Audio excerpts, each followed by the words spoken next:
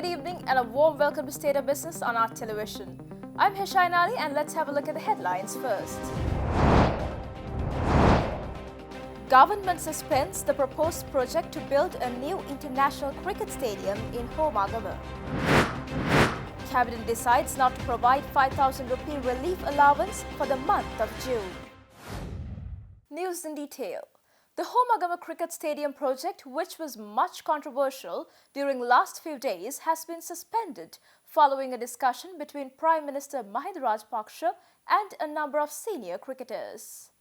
Prime Minister Mahinda Rajapaksa had summoned a discussion on the proposed stadium with former cricketers, cricket board officials and other stakeholders. Prime Minister's office said that the project had been initiated when Mahinda Rajapaksa was president but was later suspended. The proposed international cricket stadium has been planned to have a seating capacity of 40,000 with the facility of hosting day and night matches. The initial plan also revealed that under the second stage, the officials have planned to increase the seating capacity with an additional 20,000 seats, taking the total seating capacity to 60,000.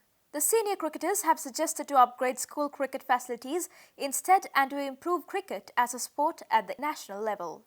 Senior players Kumar Sangakkara, Mahela Jayawardena, Sanath Jayasuriya, Roshan Mahanama and Lasith Malinga were present at the meeting. Government has decided not to distribute the 5,000 rupees relief allowance for the COVID-19 affected individuals for the month of June after the concerns of the Election Commission.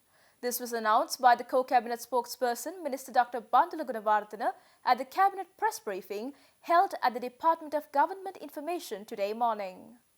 Accordingly, issuing a statement yesterday, Elections Commission added that the Commission has received a number of complaints from individuals, civil societies and also from secretaries of the parties saying that the government endorses the political parties through the COVID-19 relief allowance distributed for the months of April and May. In the letter, Elections Commission has asked the government to withdraw ruling party local politicians from the relief allowance distribution process.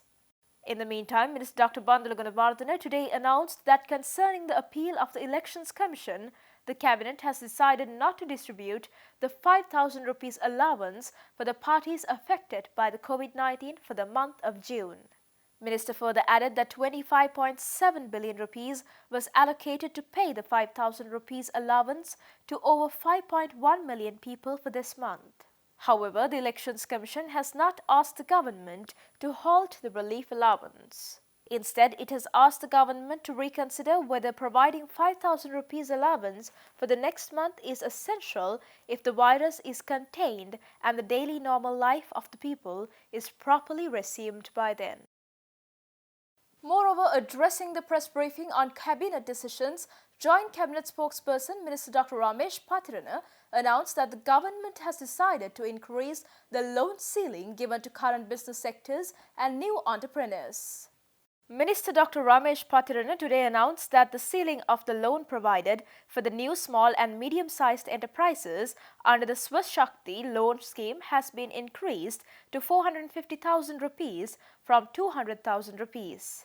The Swashakti National Loan Scheme supports the small and medium-scale entrepreneurs to start self-employments and industries to strengthen the village economy. Moreover, Minister added that the ceiling of the current loan given to the business sectors has been increased to 500,000 rupees from 250,000 rupees. The relevant proposals were tabled to the Cabinet by the Education, Sports and Youth Affairs Minister, Dallas Alahaperuma, with the objective of supporting the promising entrepreneurs and uplifting current business sectors which have been hit by the COVID-19 situation of the country. Minister also added that 41,000 Sri Lankans stranded in the overseas will be repatriated to the country in the coming weeks. Moreover, he added that the Cabinet of Ministers has decided to increase the retirement age of all government medical doctors to 61 years. The government medical doctors used to retire upon attaining 60 years of age. Patirana added that a committee has been appointed to get the recommendation of extending the retirement age of other key sectors. The total number of recoveries from COVID-19 in Sri Lanka has surpassed 600. In the meantime, the Health Promotion Bureau states that a total of 1,108 PCR tests were carried out in the country yesterday. Accordingly, one COVID-19 positive case was reported yesterday, raising the total count of COVID-19 cases to 1,028. The coronavirus case identified yesterday was a returnee from Kuwait. Moreover, as of 2 p.m. today, 415 active cases are in hospitals, with 139 individuals currently under investigations in hospitals. The committee meeting of the Special Task Force by the Ministry of Health and Indigenous Medical Services appointed to combat the COVID-19 met today to take further decisions on combating COVID-19. The committee meeting was held under the patronage of the subject minister Pavitra Wanniyarachchi.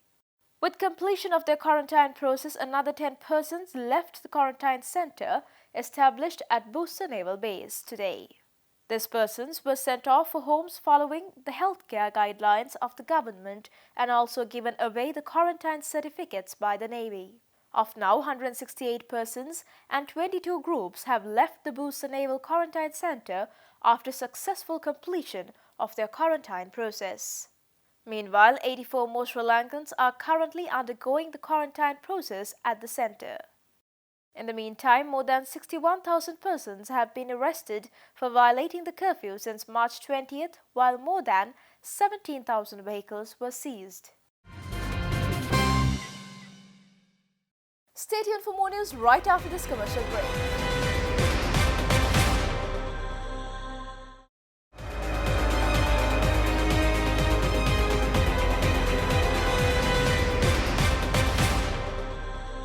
Welcome back after the break.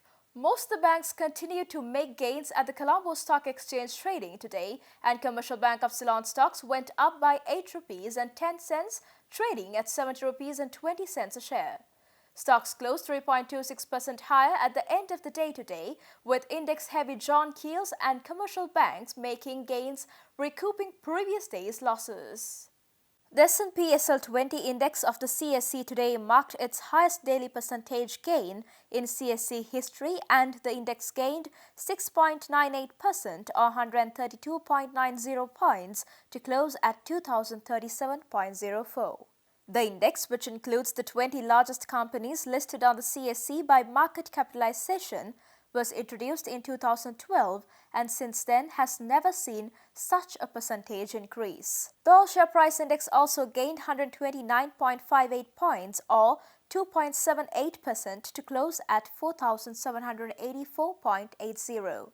The day's market turnover was recorded at Rs 2.3 billion, with 128 stocks making gains and 39 stocks falling. Meanwhile, John Keells Holdings stocks gained 7 rupees and 90 cents to close at 103 rupees a share, contributing most to ASBI's gain. Commercial Bank stocks up by 8 rupees 10 cents, trading at 70 rupees 20 cents a share, while LOLC Holding stocks advanced 10 rupees 20 cents to trade at 115 rupees a share, also contributing to the ASBI's gain.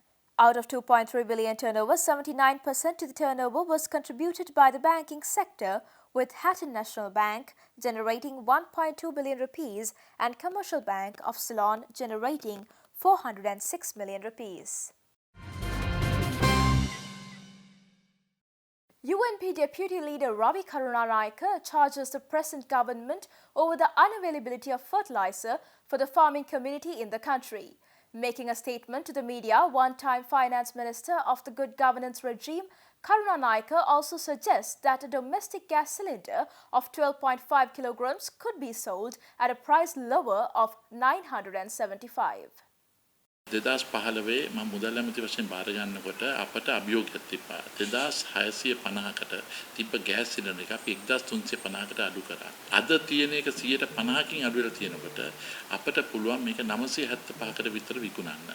ඇයි මේක අඩු කරන්න බැරි වන්නේ? මතක තියාගන්න මම සාමාන්‍යයෙන් එකක් කිව්වොත් ඒක ප්‍රායෝගිකව ලබා ගන්න පුළුවන්. කිසිම අලාභයක් නැතුව සහනාන්තර නැතුව 975ට දෙන්න පුළුවන් එක තමයි කියන්නේ. ඒ වගේම තමයි තෙල් මිල. දැන් තෙල් මිල අද ගන්න ඉතාමත් අඩු මට්ටමකට යම් තැන්වල ගෙවනවා තෙල් ගන්න. දැන් ඒ වගේ අවස්ථාවක ලෝකෙ මිල අඩු වෙනකොට මෙහි IOC එක වැඩි කරලා තියෙනවා. දැන් IOC එක යම් විදිහේ අධික ලාභයක් ලබාගෙන කටයුතු කරන එකක්. ඉතින් මේ අවස්ථාවේදී මේ මිල වැඩි කරන්නේ මොන අදහසක් තුලින්ද කියන එක. ලෝකයේ තෙල් මිල අඩු වෙනකොට මෙහි වැඩි කරනවා කියන්නේ පුදුම දෙයක්. මේක අඩු ගානේ රජයක් බදු දාලා ඒක රජයකට යනවා නම් කමන්නේ.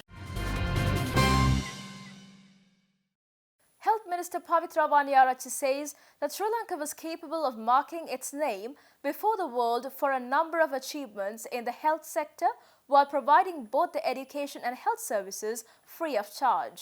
Health Minister Vaniyarachchi made these observations participating in a video conference organized by the World Health Organization last Tuesday. Our interventions to address non-communicable diseases are continued. The prevention and early detection program for NCD is being further strengthened by adding more healthy life centers. Currently, we are practicing the traffic light system for sugar, salt and fat for confectionaries. I am honored to mention about malaria situation in Sri Lanka since the World Health Organization certified Sri Lanka as a malaria-free. We are continuing to maintain the status of preventing reintroduction of malaria. Before concluding, I would like to emphasize about the present pandemic of COVID-19 while giving focused attention on controlling COVID-19. We are determined to provide our continued care for another diseases, ensuring smooth conduct of healthcare services in Sri Lanka.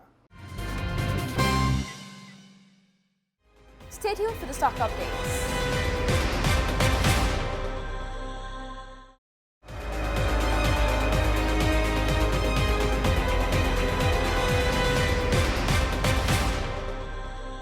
Welcome back after the break. Trading at Colombo Stock Exchange ended on a positive note today. The all-share price index gained 129.58 points to close at 4,784.8 and the S&P SL20 gained 132.9 points to close at 2,037.04. The turnover was 2.3 billion rupees and over 51 million shares were traded. Up next are forex rates.